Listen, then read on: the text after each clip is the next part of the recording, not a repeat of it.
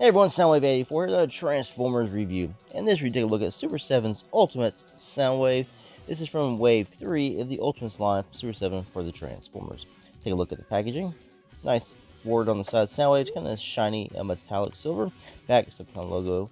Subcon word on the side. Front, we get a look at the box here. The box front uses Soundwave's animation model. And then that is like this blue line stuff on this grid background, which really pops in the light. If the light's not hitting it, it kind of blends into the packaging, but once the light hits it, it really pops. So we remove the sleeve, take a look on the inside. Alright, so here's the figure with all his accessories inside. Lots of accessories for this Soundwave as well. He's ultimate. Turn to the back of this side of the packaging, and you get his tech specs, shows you, his strength, intelligence, and whatnot. Now the rest of the bottom of the packaging here is actually just what was on the bottom of the other boxes. This is just inside the sleeve. Top again, it says Ultimates. So inside here we get lots of accessories. We get extra hands, heads, and some accessory pieces. And then, of course, his weapons. We get 4 extra hands for his right hand, 4 extra for the left. We get his gun down there. We get a comic head and a toy head. We get alt mode. We get laser beak and also a little energy cube. It's hard to see. It's below his left hand down there. So let's open this bad boy up and take a look at him and his accessories. Now a close look at the figure. He is based off his animation look, the animation colors, and the way his head he actually comes with in the packaging. Now you can do other looks as well.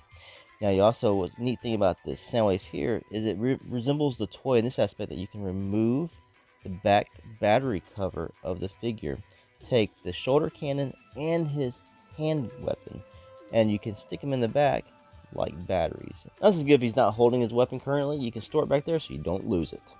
Alright, so let's go over articulation here on this Ultimate Soundwave. You get shoulders can go way out to there, so you can go way more than just T-pose. You can almost Y-pose. Head, you got a slight wobble left and right and up and down. You can turn it, but it hits the shoulder cannon here on the side, so it prevents you from turning all the way around. You just have to remove that. You want to go all the way around 360. He's got a side-to-side wobble here at his torso. There is no waist swivel because of his battery backpack. The end and blocking because it hits right there at his waist. Now the legs can move forward. Now he's got this soft plastic here on his crotch. Now it's just like Optimus Prime version here too. I guess they all have this. And so it kind of prevents some of the articulation. And also it kind of moves that soft plastic and almost stretches it. I'm framing it, ripping it. You got 90-degree knee movement there. Shoulders can 360 all the way around this way. You do get a little bicep swivel here and go 360 all the way around. You get like a 90-degree elbow bend. You get wrist swivels, you can 360 them all the way around as well. They also have little articulation things like Marvel Legends figures and stuff. They can kind of move in and out. And you get a little bit of articulation here on the feet. There's like a joint in there. You get kind of up and down and a slight, I say slight side to side for extra posing. So for being an Ultimate figure, they are lacking on articulation in my opinion. I think they could have done a little bit better with the waist so you can move the legs more. But I'm guessing that would throw off the animation look. Now to switch his hands out, it's just simple like some of the other figures. You just take his hands and you just want to yank as hard as you can. Now with the 2 hands removed, the 2 hands that come on the figure are closed fists. We'll show off the other hands. For his right hand, we have a hand here that's wide open. So it's like he's about to, bitch slap somebody. Then we have another hand here, like he's going to grip something. Could be used to grip that energon cube, especially if you have this hand in both sides. We also have this hand here, has his closed hand. You can put his gun in that if he just wants to be holding his weapon. This one here has his trigger finger out. And this is the hand I'm going to put in his right hand so he can hold his weapon. Now on the left side, we also got a pointy finger. I guess it's been used to like hit the button on his shoulder, but I don't think his articulation is going to allow him to reach that button. We also have another gripping hand, so with both those in, you can hold the energon cube or hold himself. Yeah. And then we have another hand there with a trigger finger, another closed hand, so you can put his gun in his left hand if you'd rather be left-handed or right-handed. Alright, so with his trigger finger, we're going to take this hand and we're going to just pop it right into his form here. Just gotta sit there and just push as hard as you can this time and get it to where it snaps in. And it'll give you some extra movement here with the hand as well. You can still do the articulation, and it has these side-to-side swirls as well. Now I'll take his gun. It has this slider here. It helps you get into the battery backpack when you want to put it in there. You got to slide it on in. Push it to the end here. We're going to take it. And we're going to stick it right in his hand.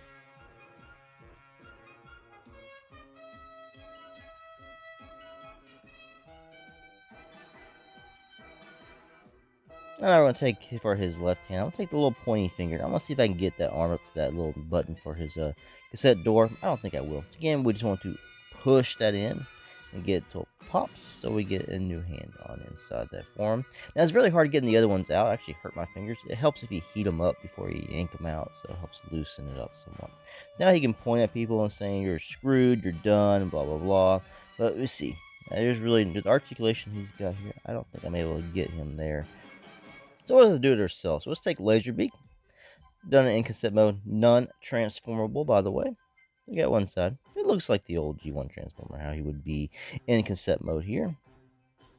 Nicely done. Take the button here, push it. It just sort of slightly pops open. We gotta pull it out with the rest of our hands. Then just want to take the tape and we're going to stick it on the inside. Trying to figure out which way would be best to probably put this, because it's got little nubs in there, like little nipples, so it's probably got to hook into the little holes in the cassette. Close the door. There you go. Laserbeak is now inside Soundwave. I kind of wish they gave us a transformed Laserbeak to put on his like arm or something instead of just the only cassette Laserbeak. Let's take a closer look at Soundwave's head sculpt here from the G1 cartoon. Not bad. Got the red eyes, just like he did in the cartoon. All the way around. Now he does come with extra heads. We get the toy-based head, which is based on the G1 Transformers toy. Done slightly different, of course, to more mimic the G1 look. And we also get the G1 Marvel Comics head. He actually has a mouth. Now, to be fully accurate, he'd have to be purple in color. I think it was Jose Delbo. He drew this with a mouth instead of a mouth plate.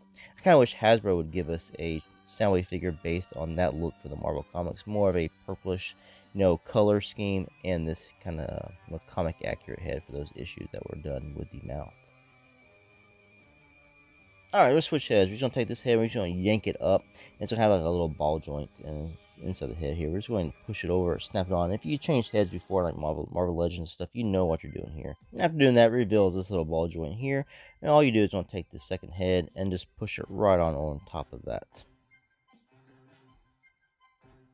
Other accessory we get is G1 Alt Mode and his cassette recorder. Take a closer look at this. Spinning this sucker all the way around. Nicely painted little Alt Mode here. Done very well. And certain hands you can put on Soundwave, you actually have him holding himself here in his Alt Mode. So pretty cool. At least they give you this. It doesn't transform. At least they give you what he transforms into, so you can still mimic it. And hey, you probably could use this little Soundwave with your Chug collection as well.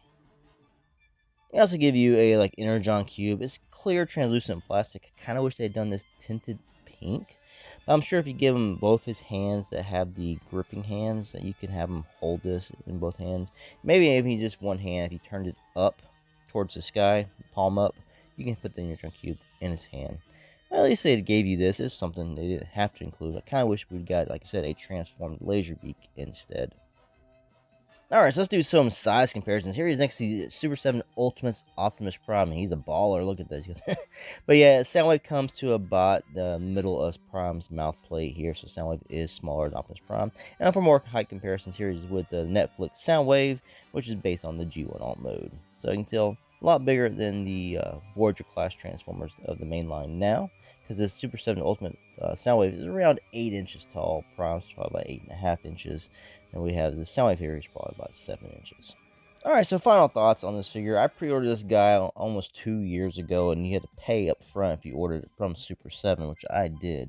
So I got this guy in, like I said, it's supposed to come in a week ago, but the mail and then the ice storm, I just got this guy in like 2 days ago. It's a nice figure. It's a good rendition of a G1 cartoon Soundwave. It's got the perfect, in my opinion, animation look of the body and the head. Now we do get the G1 toy head, which doesn't really match up with this body, but it's still good to have options. And we also get that optional G1 Marvel Comics head. And good thing they didn't do it in purple, because they wouldn't match the body, but I kind of wish we would get a comic accurate version at sometime in later from Hasbro or Super7 or somebody. We also get his alt mode. We get Laserbeak. I just wish we got a transformed Laserbeak in Condor mode to put on his arms or next to him or something. I think that would have been a lot better than just the tape. But again, it's a nice Soundwave figure. but it is a bit pricey, being around $50 to $55. You don't get all the articulation. As a figure like this in Ultimates, I kind of wish it had a little bit more articulation, but as a nice shelf piece, it looks beautiful in my opinion. Anyway, thanks for watching this review. Until the next one, peace out.